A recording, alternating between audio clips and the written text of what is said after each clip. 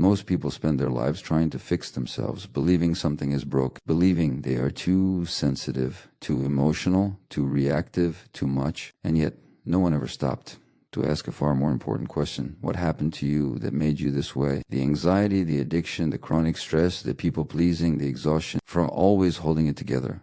These are not personal failures. They are intelligent responses formed in environments where safety, connection, or authenticity were not guaranteed. The body learned early how to survive long before the mind could make sense of it. We call it weakness when someone cannot say no, but often that weakness was once a child's way of staying loved. We call it lack of discipline when someone escapes through habits, but that escape may have been the only relief available at the time. The body remembers what the mind tries to forget, and it keeps speaking until someone finally listens. From an early age, many learned that being accepted required self-betrayal, silence instead of truth, compliance instead of boundaries, achievement instead of rest. Over time, the cost of that adaptation shows up as illness, burnout, emptiness, or a life that looks successful but feels hollow.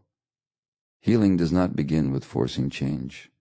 It begins with compassion, with slowing down enough to ask, what am I protecting myself from, instead of what is wrong with me? When curiosity replaces judgment, the nervous system finally feels safe enough to soften. The most powerful transformation does not come from motivation or discipline. It comes from reconnection to the body, to suppressed emotion, to the parts of ourselves that were never allowed to exist freely. Authenticity is not a personality trait. It is a biological need. When we deny who we are, the body pays the price.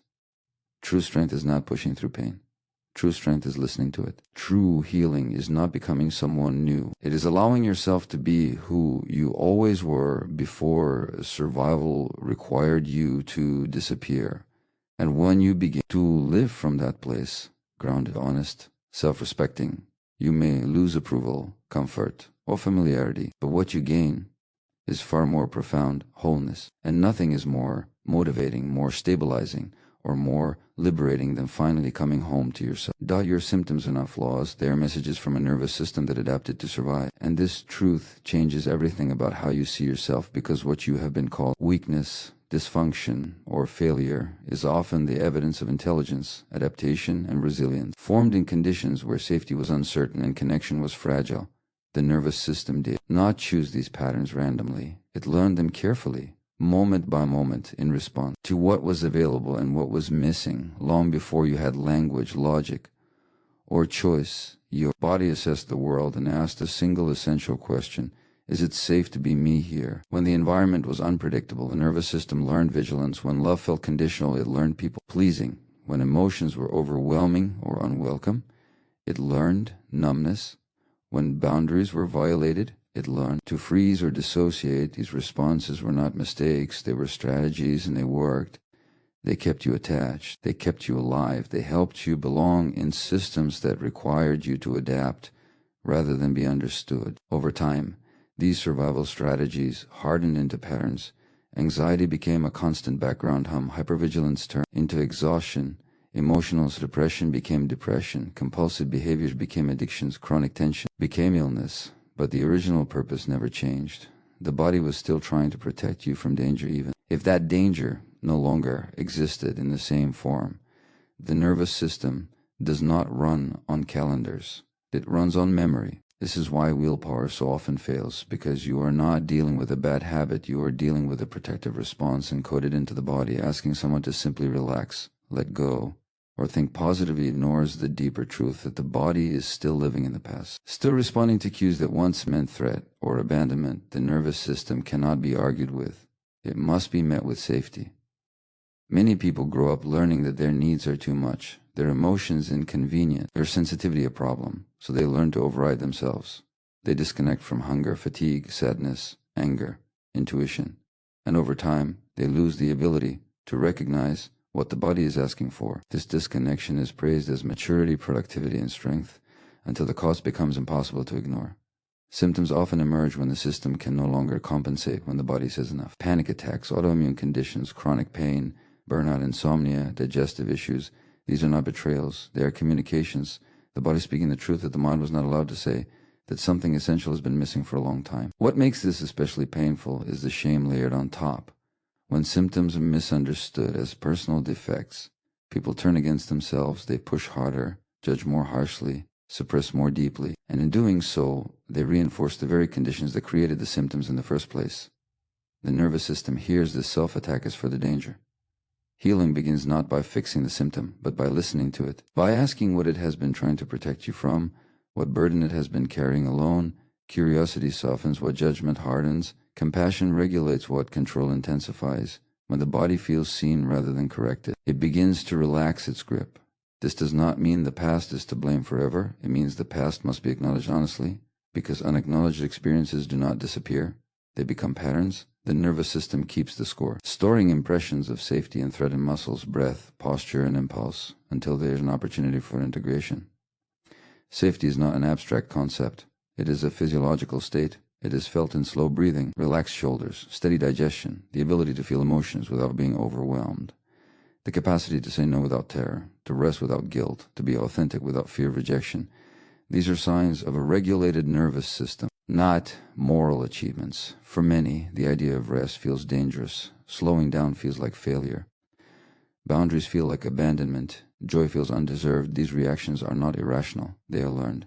The body learned that survival depended on vigilance, performance, compliance, or invisibility, and it will resist anything that threatens those old agreements. The work, then, is not to force change, but to create conditions where change becomes possible. Relationships that are attuned and safe, environments that allow expression, practices that bring awareness back into the body, moments of kindness directed inward. These are not luxuries. They are necessities for a system that learned to survive without support. As awareness grows, symptoms often intensify before they soften, because what was once suppressed begins to surface.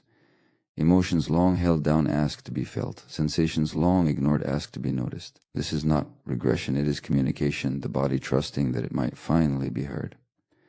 Over time, as the nervous system experiences consistency, presence, and choice, it learns that the present is different from the past, that boundaries no longer threaten survival, that rest does not equal danger, that authenticity does not mean abandonment. This learning happens slowly, gently, through experience rather than insight. When symptoms are understood as messages rather than enemies, the relationship with oneself changes. Self-compassion replaces self-violence. Patience replaces urgency. Understanding replaces shame, and in that shift, the nervous system begins to reorganize itself toward balance. You were never broken, you were adaptive, and now the work is not to erase those adaptations, but to thank them, update them, and let the body know that it no longer has to carry the burden alone. Childhood experiences shape adult behavior more than willpower ever could, because long before conscious choice develops, the nervous system is already learning how the world works, how love is given or withdrawn, how safety feels or disappears, and what must be done to belong. These early impressions do not live as memories alone. They live as reflexes, emotional patterns, bodily tensions, and automatic reactions that guide behavior long after the original context is gone.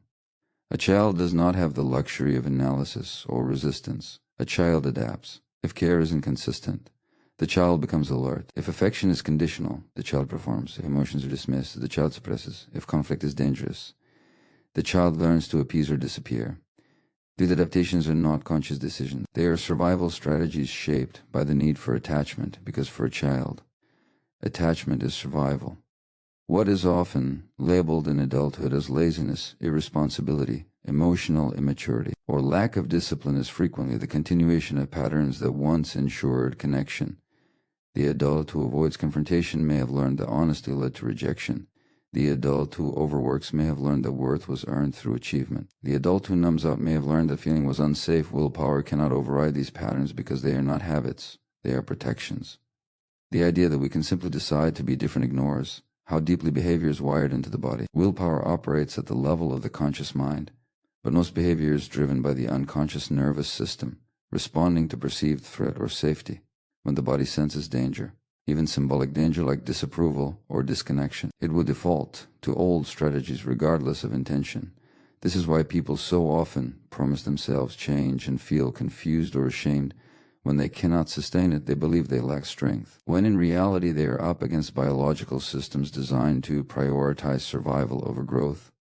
The nervous system will always choose what feels familiar over what is healthy. until familiarity is no longer confused with safety. Childhood is the period when the brain is most plastic, most open to imprinting. Patterns formed during this time become the template through which later experiences are interpreted. A raised voice can trigger fear long after actual danger has passed. Emotional distance can feel catastrophic even in stable relationships. Success can feel hollow when worth was never tied to being, only to doing. Many people spend their adult lives fighting themselves, trying to discipline away anxiety, shame away sensitivity, or control away impulses, but this inner conflict only reinforces the original wound. The body does not heal through pressure. It heals through understanding. What was once necessary does not disappear just because it is no longer helpful. Early experiences also shape the relationship with the self. If a child had to abandon their own needs to stay connected, that pattern often continues internally. The adult dismisses their own feelings, ignores exhaustion, pushes through pain, and then wonders why life feels disconnected or empty. This is not a failure of character. It is a legacy of adaptation. When childhood environments lacked emotional attunement, the adult may struggle to recognize or regulate feelings. When boundaries were violated, the adult may struggle to set them. When love was unpredictable, the adult may crave intensity or chaos. These patterns are not chosen, they are learned, and learning cannot be undone by force. True change begins when behavior is seen as communication rather than defiance or weakness, when a reaction is understood as a signal pointing backward as much as forward. Curiosity opens space, where judgment closes it. Asking what this behavior once protected allows compassion to replace self-blame. Healing does not mean reliving the past endlessly. It means integrating it, acknowledging how the child adapted, and honoring the intelligence of those adaptations, because when the nervous system feels respected rather than attacked, it becomes willing to learn new ways of being. Safety is the foundation of transformation. Without it, the body remains in defense. Safety is built through consistent relationships, self-attunement, and environments that allow authenticity without punishment. Only then can the nervous system update its expectations and release patterns that are no longer needed. As awareness grows, there may be grief for what was missed, anger for what was unfair, sadness for what had to be given up too soon. These emotions are not obstacles. They are signs of integration, the body releasing what it could not express before. Over time, as new experiences accumulate, the nervous system begins to distinguish between past and present. Choice becomes possible where reflex once ruled, not because willpower has finally triumphed, but because the body no longer needs to protect against ghosts. When childhood experiences are understood as the roots of adult behavior, shame loosens its grip, self-compassion grows, and change becomes sustainable, not through force, but through understanding, patience, and the slow rebuilding of trust with oneself. Self-abandonment often disguises itself as kindness, loyalty, and strength, and because it is praised rather than questioned, it can live an entire lifetime unnoticed, woven into identity, rewarded by others, and misunderstood by the person carrying it as virtue rather than loss. The world applauds the one who gives endlessly, who stays when it hurts, who endures without complaint, rarely asking what that endurance has cost internally. For many, self-abandonment begins early, not as a choice, but as a requirement. When love, safety, or approval depend on being agreeable, helpful, quiet, or capable, the child learns to move away from their own needs to maintain connection. This adaptation is intelligent. Because a child cannot afford isolation, the nervous system prioritizes attachment over authenticity every time. As adults, this pattern often shows up as chronic people-pleasing, difficulty saying no, an instinct to minimize pain, or a reflex to take responsibility for others. Emotions, these behaviors are labeled kindness or loyalty, but underneath them is often fear of conflict, fear of rejection, fear of being seen as selfish or unlovable. The body remembers what once felt dangerous. Strength in this context becomes endurance without support, the ability to tolerate discomfort, disrespect, or imbalance while telling oneself it is fine. It becomes staying silent to keep the peace, staying present while eternally disappearing, staying committed even when something essential is being lost. This is not resilience, it is survival disguised as virtue. What makes self-abandonment so difficult to recognize is that it is rewarded. Society often praises those who sacrifice themselves, who put others first, who carry the emotional weight of families, workplaces, and relationships. Boundaries are questioned, rest is seen as laziness, and self-prioritization is mislabeled as selfishness. In such environments, abandoning oneself feels not only necessary, but morally right. Over time, the cost becomes visible in subtle ways: resentment that has nowhere to go, exhaustion that sleep does not fix, a sense of emptiness even in relationships, anger turned inward, anxiety that flares without obvious cause. The body keeps track of what the mind rationalizes away. Loyalty, when rooted in self-abandonment, is not a free choice. It is a fear response. It is staying because leaving once felt impossible. It is tolerating harm because asserting needs once threatened connection. True loyalty includes the self. When loyalty excludes the self, it becomes self-erasure. Kindness, when it requires silence or self-betrayal, loses its grounding. It becomes transactional rather than generous, given to secure safety rather than to express care. Authentic kindness flows from fullness, not from fear. It does not require disappearance. Many who abandoned themselves learned early that their emotions caused discomfort in others, that their needs were inconvenient, that their truth disrupted harmony. So they learned to anticipate, accommodate, and absorb. This hyper-attunement to others often looks like emotional intelligence, but it is frequently a trauma response, the body scanning constantly for cues of disapproval. The tragedy of self-abandonment is not only the loss of boundaries, but the loss of relationship with the self. Desires become unclear, preference is muted, intuition mistrusted. Over time, the inner voice grows quiet, replaced by external expectations and internalized rules. Life may look functional, even admirable, but feel distant or unreal. Healing begins with recognition, with the uncomfortable realization that what has been called strength may have been self-neglect, that what has been called loyalty may have been fear, that what has been called kindness may have come at the cost of authenticity. This recognition can bring grief, because it reveals how much was given up to stay connected. Reclaiming the self does not require becoming harsh or uncaring. It requires honesty, learning to notice when the body tightens in agreement, when the voice hesitates to speak, when fatigue follows every yes. These are signals, not failures, the nervous system asking for protection. Boundaries are not acts of rejection. They are acts of self-respect. They are the point at which kindness includes the self, when the body learns that saying no does not lead to abandonment, that honesty does not destroy connection. The nervous system slowly releases the need to disappear. True strength is not endurance without limits. It is the capacity to remain present without self-betrayal, to stay connected while staying intact. This kind of strength may feel unfamiliar, even frightening at first, because it challenges old survival rules. As self-abandonment loosens its grip, there may be discomfort, guilt, or fear. But beneath it is relief, the relief of no longer carrying everyone else at the expense of oneself, the relief of occupying one's own life fully. When kindness, loyalty, and strength are reclaimed from self-erasure, they become choices rather than compulsions, expressions rather than defenses. And in that shift, the self that once had to disappear begins, quietly. To return, healing begins when curiosity replaces self-judgment, because judgment tightens the nervous system while curiosity softens it. Judgment assumes something is wrong. Curiosity asks what happened. Judgment demands change. Curiosity invites understanding, and the body responds very differently to each. Most people are taught, explicitly or implicitly, to motivate themselves through criticism, to push harder when they struggle, to shame themselves for emotional reactions, habits, or limitations. This approach may create short bursts of control, but it never creates safety, and without safety, real healing cannot occur. Self-judgment often sounds like responsibility, but underneath it is usually fear, fear of being unacceptable, fear of repeating the past, fear of losing control. The inner critic believes it is protecting by enforcing standards, but what it actually does is recreate the conditions under which the wound first formed. When someone reacts strongly, shuts down, numbs out, or repeats patterns they swore they would change, judgment says this proves failure. Curiosity says this reveals something important. The nervous system responds to curiosity with openness because curiosity does not threaten. It listens. Curiosity asks gentle questions. What am I feeling right now? What does this reaction remind me of? What need might be unmet? What feels unsafe? These questions do not demand immediate answers. They create space. And space is what allows awareness to arise without overwhelm. Judgment collapses experience into labels: weak, broken, dramatic, lazy, too much. These labels stop exploration. They shut down nuance, and they keep the focus on control rather than connection.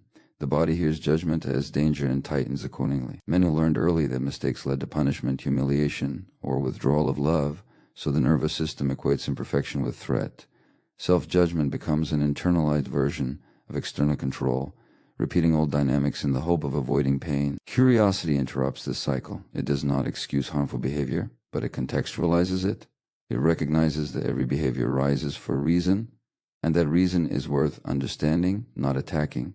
When behavior is met with interest instead of condemnation, its grip begins to loosen. Healing is not about becoming better. It is about becoming more present. Curiosity anchors attention in the moment. In sensation, emotion, and impulse, rather than in stories of inadequacy, presence allows the nervous system to regulate because it is no longer bracing for attack. As curiosity deepens, people often discover layers beneath the surface reaction: anger covering grief, numbness protecting from overwhelm, perfectionism masking fear of abandonment. These discoveries are not intellectual. They are embodied, felt in the breath, posture, and tone of voice. Judgment rushes to resolution. Curiosity tolerates uncertainty.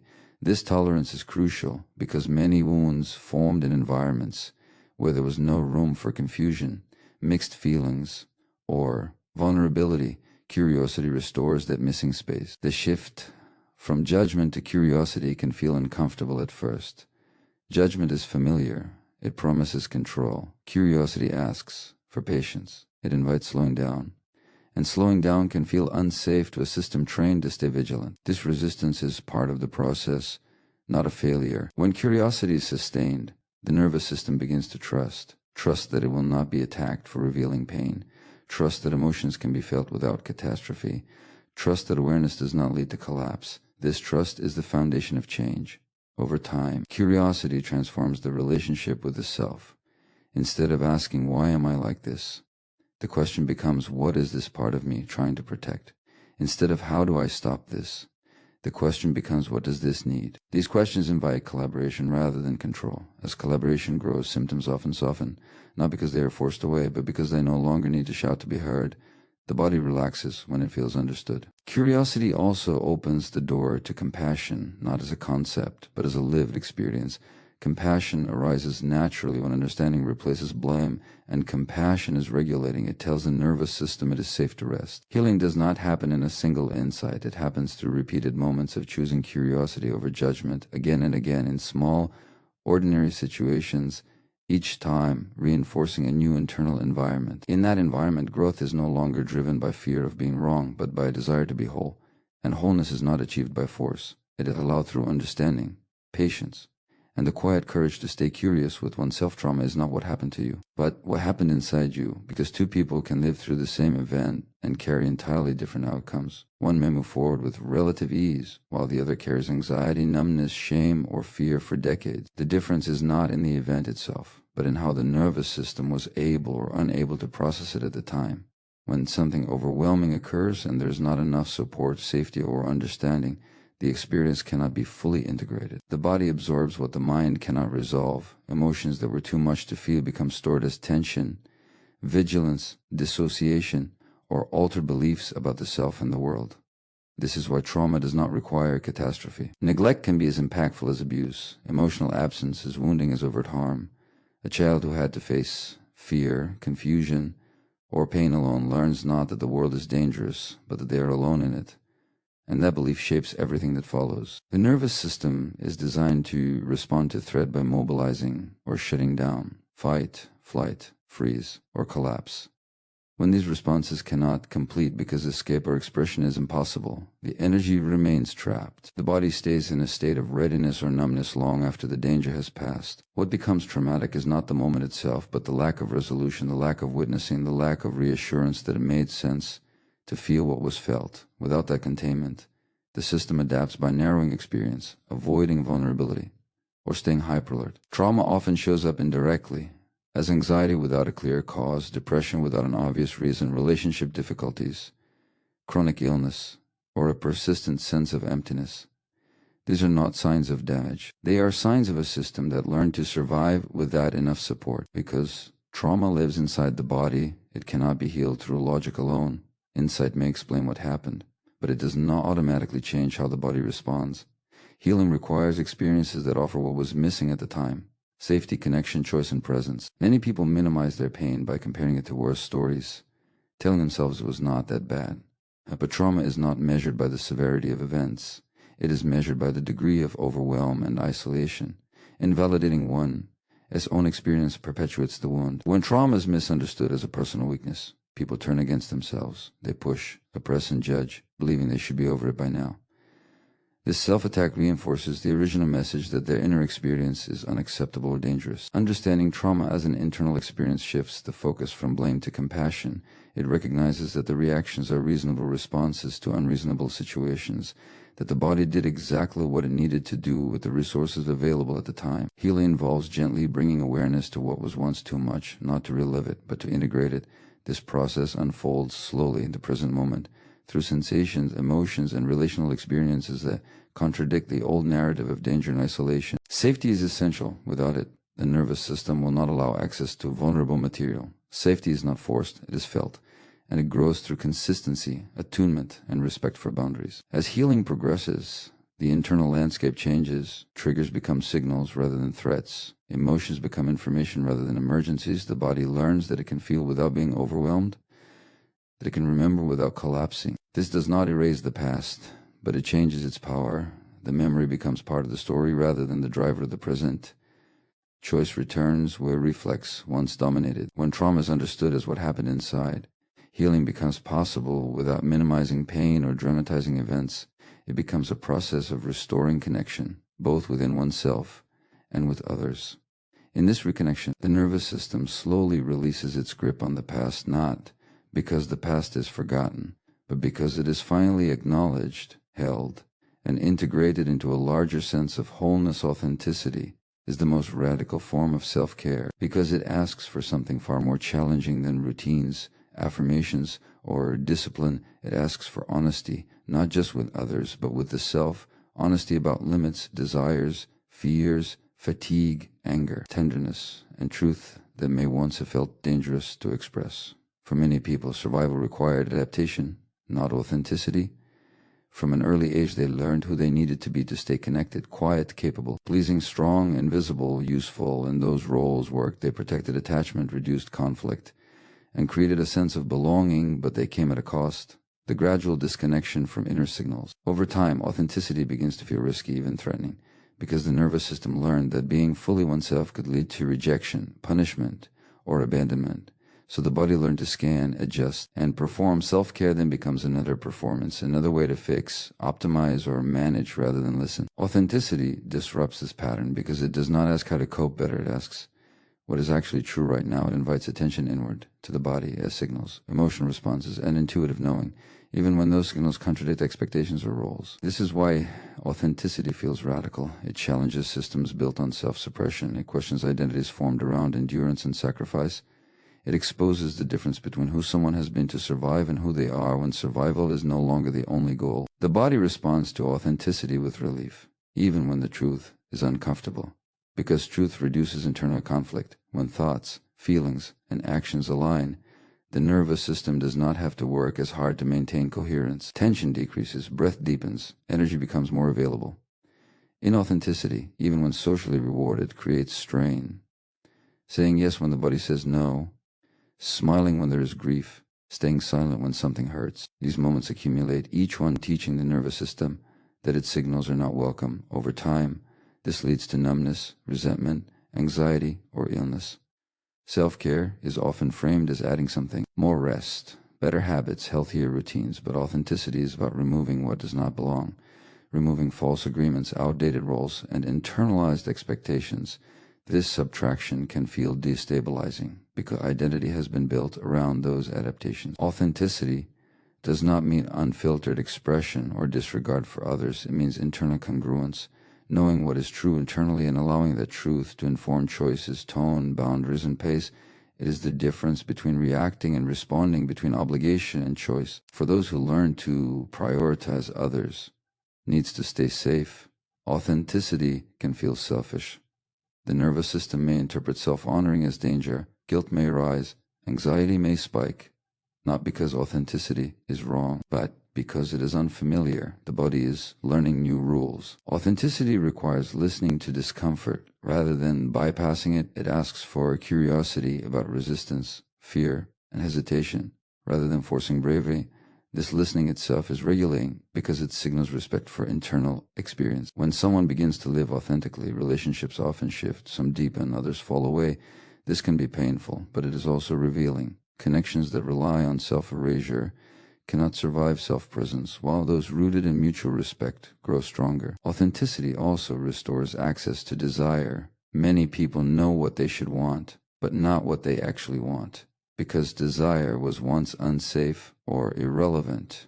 Reclaiming desire is not indulgent.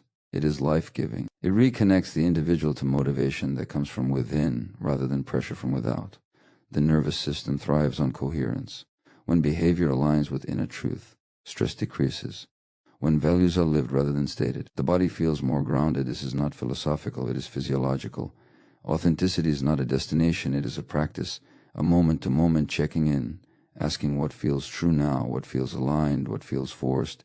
It allows change without self-betrayal. There will be moments when authenticity leads to uncertainty, loss, or conflict, but the cost of inauthenticity is chronic and cumulative. It is paid daily in subtle ways: fatigue, irritability, disconnection, emptiness. Choosing authenticity is choosing to trust the body as wisdom, to believe that internal signals are not inconveniences but guides. This trust rebuilds the relationship with the self. As authenticity becomes safer internally, the nervous system no longer needs to stay hypervigilant or shut down. It can rest in the experience of being real. In that rest, self-care is no longer something done to manage damage. It becomes the natural outcome of living in alignment, where care is not added on, but embedded in the way life is lived.